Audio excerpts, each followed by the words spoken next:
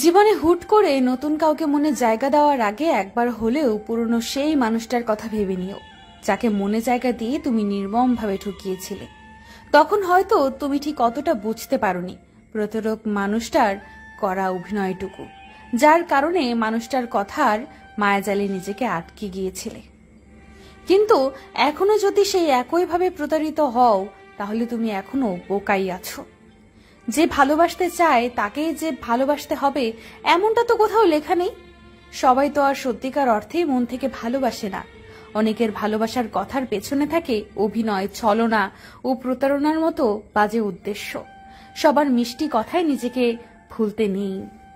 তোমার জীবনে অনেকেই ভালোবেসে কাছে আসতে চাইবে, কিন্তু সবাই তোমাকে সত্যিকার অর্থে মন থেকে ভালোবাসবে না। অনেকে শুধুমাত্র অতীত ভুলে থাকার জন্য নতুন কাউকে কাছে পেতে চায়। অনেকের কাছে ভালোবাসা শুধুমাত্র সময় কাটানোর জন্য। যে মানুষটা হুটহাট করে জীবনে চলে আসতে চায়, তার বিদায় বেলাটাও হুটহাট করেই হয়ে যায়। হঠাৎ করে চলে আসা মানুষগুলো সারা জীবন থাকতে আসে না। এরা অনেকটা অতিথি পাখির মতো খানিকটা সময় মনে নাড়া দিয়ে চলে যায়। অতিথি পাখি যেমন আটকে রাখা যায় না, এদেরও ধরে রাখা যায় না। যে জীবন থেকে চলে যেতে চায় তাকে যেমন জোর করে ধরে রাখতে হয় না, তেমনি ভাবে যে জীবনে হঠাৎ করে আসতে চায় তাকেও সাথে সাথেই গ্রহণ করতে হয় না। মানুষটাকে অপেক্ষা করাতে হয়, তার ভালোবাসার পরীক্ষা নিতে হয়। এতে করে সঠিক মানুষটা চিনতে পারা যায়। জীবনে ভুল কোনো মানুষকে ভালোবেসে ঠকে যাওয়ার থেকে সারা জীবন একা থাকাটাই অনেক ভালো। এতে করে আর যাই হোক, অন্তত ভুল কোনো মানুষের স্মৃতি নিয়ে সারা জীবন বয়ে বেড়াতে হয় না। ভুল মানুষের স্মৃতি অনেকটা দেহে ক্ষত দাগের মতো। সারা জীবন চাইলে একাই কাটিয়ে দেওয়া যায়, কিন্তু জীবনে ভুল কোনো মানুষের জন্য মায়া নিয়ে কাটিয়ে দেওয়া যায় না। সঠিক মানুষটার জন্য অপেক্ষা করে থাকা যায়, কিন্তু ভুল মানুষটার স্মৃতি নিয়ে থাকা যায় না। ভুল মানুষটার কাছে নির্মমভাবে ঠকে যাওয়ার যন্ত্রণা কঠিন, ভীষণ কষ্টের। একটা বয়সের পর আর কারো জন্য মন থেকে পাগলামি করা কিংবা অধিকার খাটাতে ইচ্ছে করে না, যেমনটা ইচ্ছে করেছিল প্রথম সে হারিয়ে যাওয়া মানুষটার উপর। এখন আর কেউ ব্যস্ততার অজুহাত দেখালে রাগ হয় না, কিংবা কোনো খবর না নিলেও অভিমান হয় না। এখন আর নিত্য নতুন বাহানা কিংবা ইচ্ছে করেই ঝগড়া করতে ইচ্ছে হয় না। খুব দরকার না পড়লে জানতে ইচ্ছে করে না কারো সারাদিনের খবর। আগে সব আবেগের মাঝে ছিল, এখন সব বাস্তবতায় চলে আসছে। নির্দিষ্ট একটা সময়ের পর জীবনে অনেক কিছুই বদলে যায় মনের সব অনুভূতিও। ব্যস্ততার কারণে হোক কিংবা কখনো ভুল কোনো মানুষের প্রতারণার শিকার হয়ে মানুষটা যখন জীবনের মর্মটা বুঝতে পারে, তখন থেকে মানুষ উপলব্ধি করতে পারে নাটক কিংবা সিনেমার মতো জীবনের গল্পটা সাজানো যায় না। প্রথম যে মানুষটার উপর একবার মন আটকে যায়, সে মানুষটা চলে গেলে পুরো জীবনটাই বদলে যায়।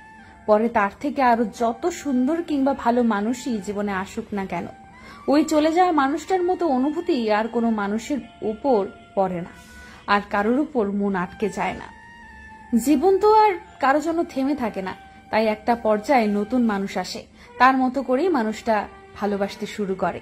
একটা পর্যায়ে এসে ধীরে ধীরে মানুষটা মায়ায় আটকে যায়, কিন্তু কেন যেন মানুষটার উপর আগের সেই অনুভূতিটা চাইলেও ফিরে পাওয়া যায় না। জোর করে হলেও মনের শূন্য স্থানে মানুষটাকে বসানো যায় না, ভেতরটা হয়ে যায় অনুভূতিহীন। তবুও কাউকে শুধুমাত্র জীবনে জায়গা দিতে হয়, কারণ মনের জায়গাটা অনেক আগেই বন্ধ হয়ে যায়। মনের জায়গায় খুব সহজেই কাউকে বসানো যায় না, যদি না ভেতর থেকে মানুষটার জন্য ডাক না আসে।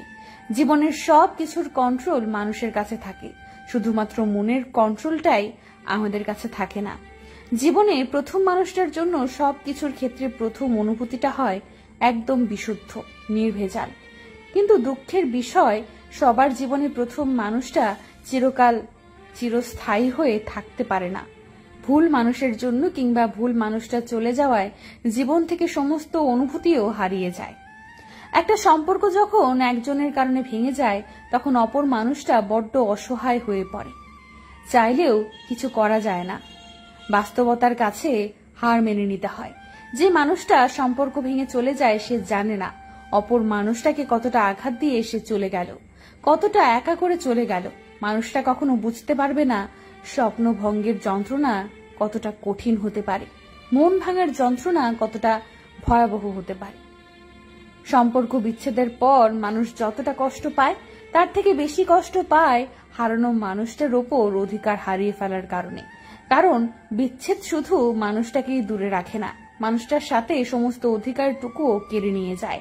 যে মানুষটার সাথে নিয়মিত কথা হতো এখন আর কথা হবে না, যাকে যখন তখন ফোন দেওয়া যেত এখন সেই অধিকার নাই, যাকে যখন তখন দেখা করার জন্য বলা যেত এখন সেই সুযোগ নেই। কারণে অকারণে যার সাথে নিয়ম করে মান অভিমান কিংবা ঝগড়া করা যেত এখন মানুষটা অন্য কাউকে নিয়ে ব্যস্ত। প্রিয় মানুষটাকে হারিয়ে ফেলার কারণে মানুষ যতটা কাঁদে তার থেকে বেশি কাঁদে মানুষটার উপর সম্পূর্ণ অধিকারটুকু হারিয়ে ফেলার কারণে। যাকে নিয়ে স্বপ্ন দেখতো, একসাথে বাঁচতে চাইতো, এখন ওই মানুষটাকে নিয়ে নতুন কোনো স্বপ্ন দেখতে পারবে না, একসাথে বাঁচতে পারবে না, মানুষটা হয়ে যায় অন্য কারো। প্রেমের ক্ষেত্রে একটু পাগলামি না হলে প্রেম জমে না। একটু ঝগড়া, মান অভিমান এইসব প্রেমকে আরো মধুর করে তোলে।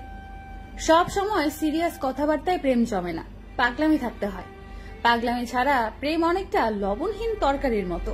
সমস্যা হলো অনেকে পাগলামি বোঝে না, অনেকের কাছে পাগলামি এক ধরনের বিরক্তিকর মনে হয়, যার কারণে কেউ একজন পাগলামি করলে অপরজন এটাকে তিক্ততা অনুভব করে, ফলে সম্পর্ক বিচ্ছেদ হতেও খুব বেশি সময় নেয় না। যাদের কাছে পাগলামি বিরক্তিকর তারা অতি বাস্তববাদী মানুষ। বাস্তববাদী মানুষের প্রেম হয় না, হলেও টিকে না। পাগলামি কি, এটা কিভাবে আসে? পাগলামি হলো আবেগের একটা অংশ, যার উপর আবেগ কাজ করে তার সাথে পাগলামি করতে ইচ্ছে জাগে। একটা অপরিচিত বাহিরের মানুষের সাথে কেউ পাগলামি করে না। মানুষ পাগলামি করলে প্রিয়জনের সাথেই করে, তবুও কিছু মানুষ কেন এটাকে অতিরিক্ত ঢং বলে আখ্যায়িত দেয় বুঝি না। অকারণে জিদ করা, ঝগড়া করা, কোনো কারণ ছাড়াই ছোটখাটো বিষয় নিয়ে অভিমান করা, সিরিয়াস খুব মুহূর্তে ডিস্টার্ব করা, এগুলো হলো এক ধরনের পাগলামি। যে সম্পর্কে যত বেশি পাগলামি থাকে ঠিক সেই সম্পর্কে ভালোবাসাও ততটাই বেশি থাকে। পাগলামি শব্দের ব্যাখ্যা অনেক। পাগলামি কারা করবে? পাগলামি ছেলে মেয়ে উভয়ই করতে পারলেও বাহ্যিক দৃষ্টিতে পাগলামি মেয়েদের ক্ষেত্রেই বেশি শোভা পায়, কারণ পাগলামি মেয়েদেরই মানায়, ছেলেদের নয়। ছেলেদের মানায় রাগ, সংগ্রামী ও সাহসীতে। ছেলেদের ভালোবাসা প্রকাশ পায় ত্যাগে, দায়িত্ববোধে ও কর্তব্যে। মেয়েদের ভালোবাসা প্রকাশ পায় অভিমানে, ঢঙে ও পাগলামিতে। প্রেমিক তো হয় সেই পুরুষ যে তার প্রেমিকার সকল অভিমান, ঢং ও পাগলামিকে সহ্য করে ভালোবেসে যায়। প্রেমিকা তো হয় সেই নারী যে তার প্রেমিকের সকল রাগ, সংগ্রামী ও সহযোগিতাকে পেছনে ফেলে হয়ে ওঠে নয়নের মণি।